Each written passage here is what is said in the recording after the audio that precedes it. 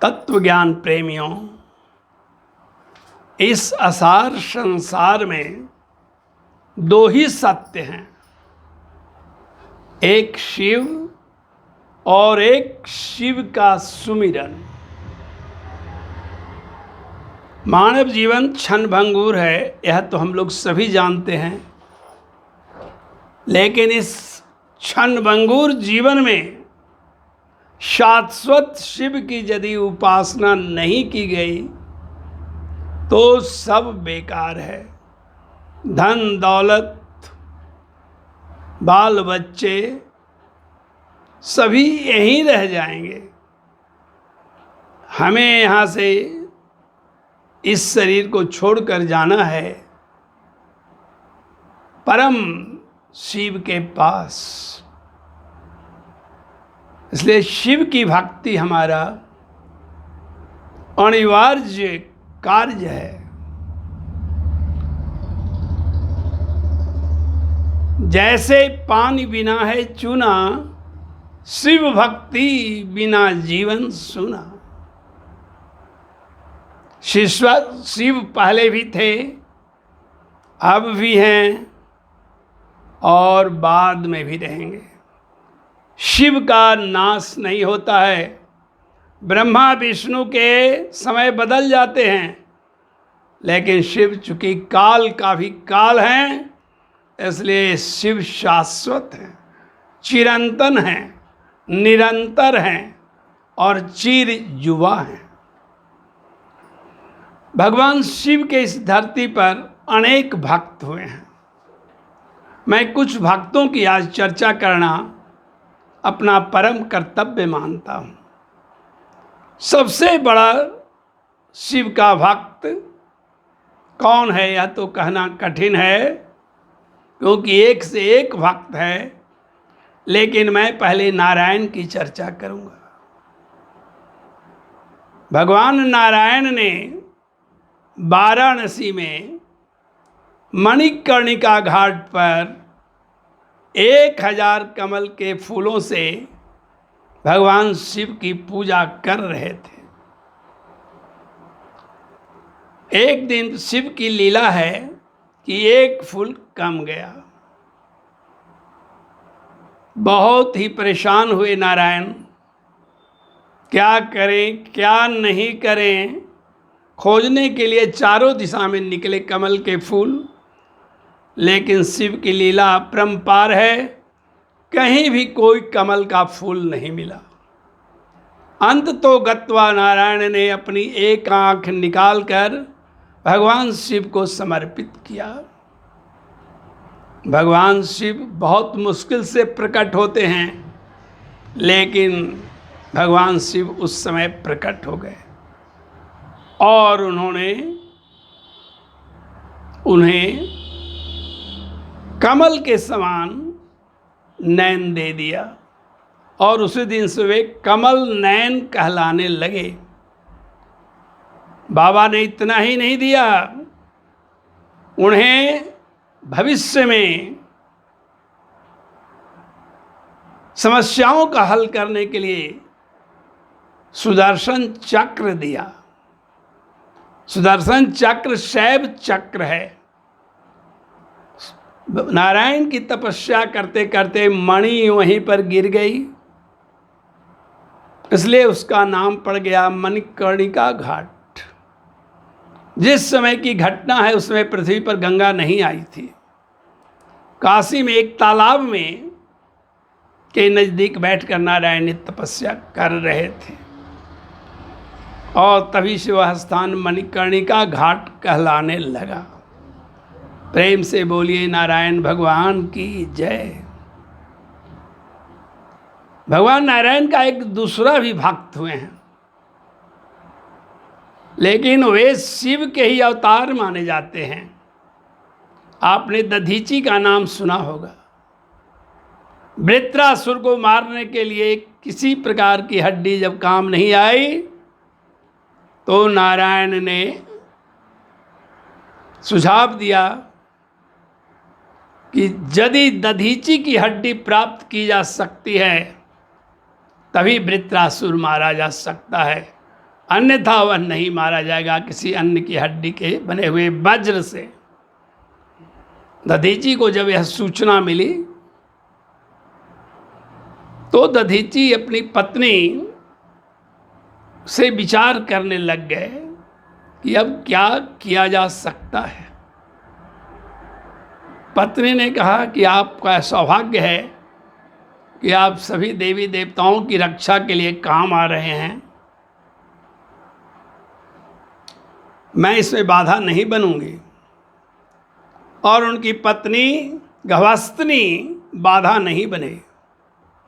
दधीची बैठ गए और उनके शरीर पर नमक छिड़क दिया गया और गायों के द्वारा उसे चटाया गया। गाय का जीभ बहुत रुखड़ा होता है।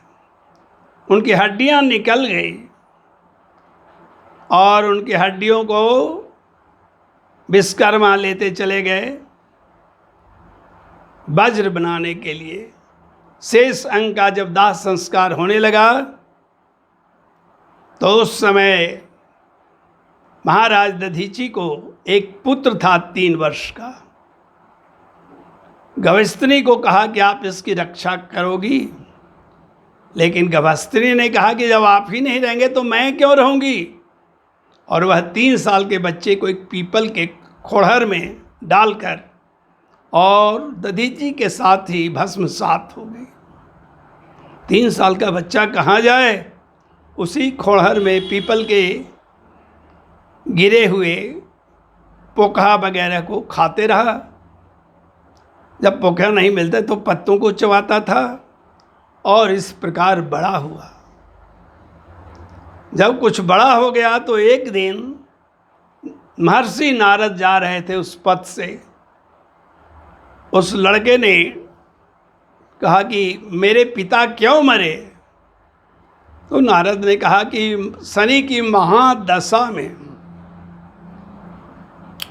मेरे ऊपर इतना बुरा समय क्यों आया। नारद ने कहा कि शनि की महादशा में। इसके बाद नारद ने उन्हें दीक्षा दी और दीक्षित करके मंत्र देकर चले गए और वे ब्रह्मा की तपस्या करने लगे। ब्रह्मा ने एक दिन कहा कि आप जो वरदान मांगना है मांगिए। तो उन्होंने कहा मैं चाहता हूं कि मैं जिसको चाहूं उसको जला दूं। ब्रह्माणेव मस्तु क्या। और उन्होंने शनि का ध्यान किया।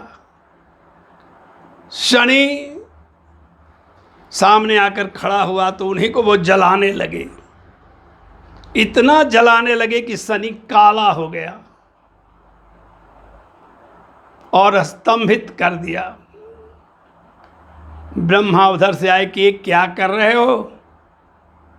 ये जजमेंट देने वाले हैं। मृत्यु के बाद जो भी कर्म करता है कोई, उसका जजमेंट शनिदेव देते हैं।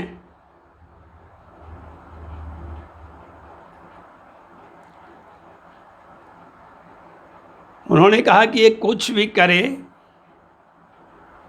मैं इसे छोड़ूंगा नहीं। 2 जज हैं देवताओं की नगरी में।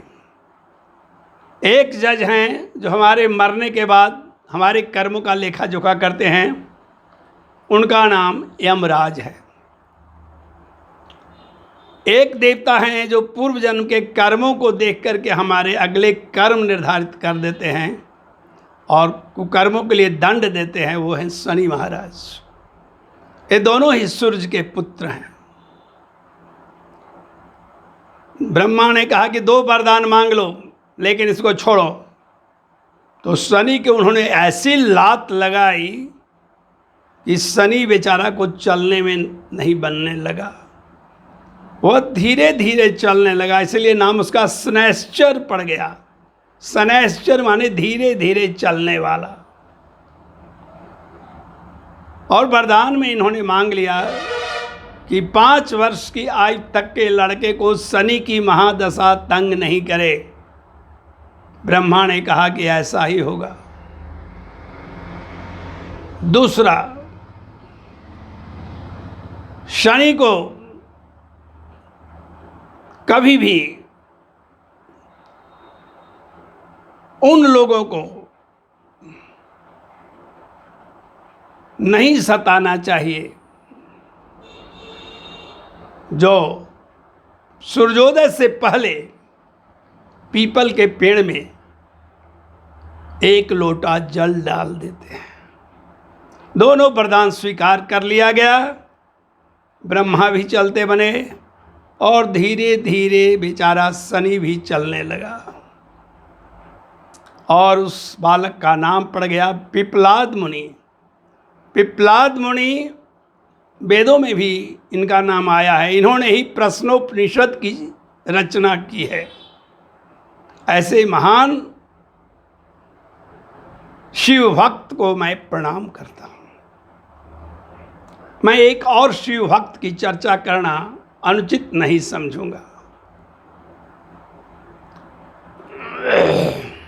उसका नाम था तीन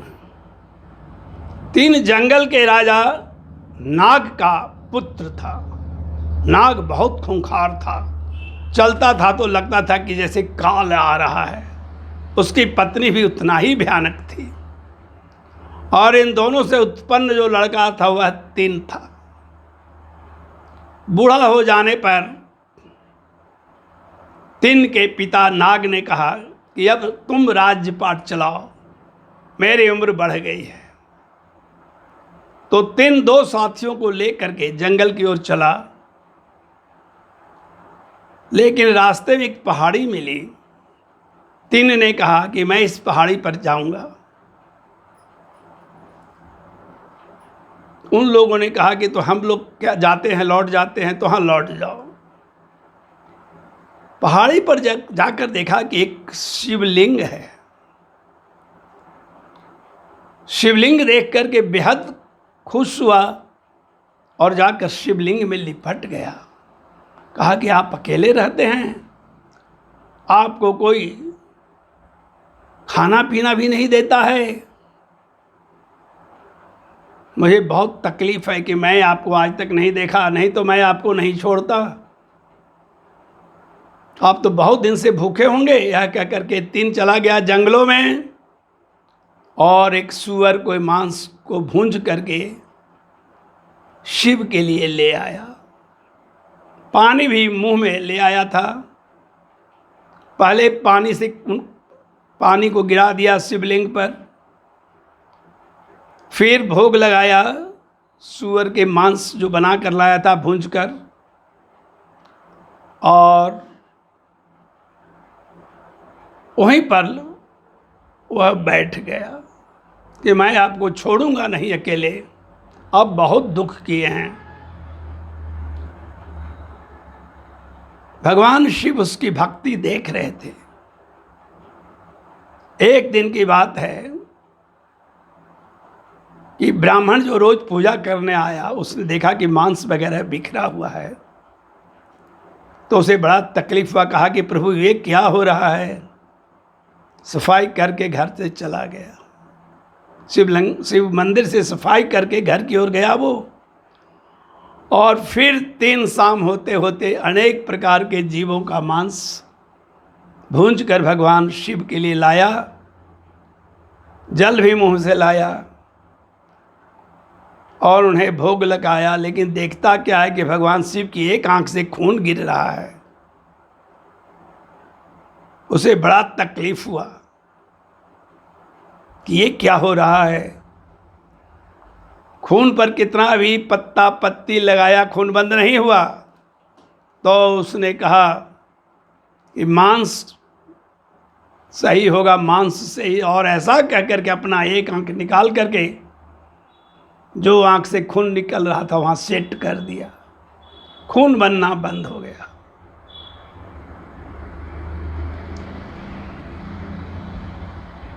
फिर अगले दिन वह इसी प्रकार सेवा करने आया तो देख रहा है कि दूसरा आंख से भी खून गिर रहा है।